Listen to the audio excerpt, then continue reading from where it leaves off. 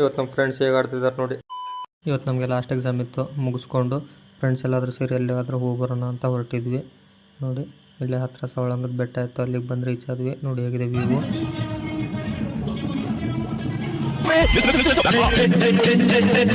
ನಮ್ಮೂರ ಸಂತೆಲಿ ಸಂಜೆ ಹೊತ್ತಲಿ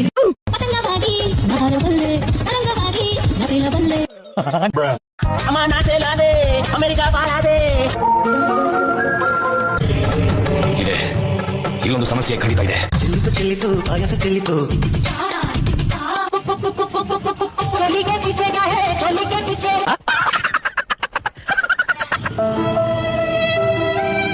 ಸರಸಕ್ಕೆ ಬಾಣೆ ಸರಳ, ಸನಿಹಕ್ಕೆ ಬಾಣೆ ಸರಳ.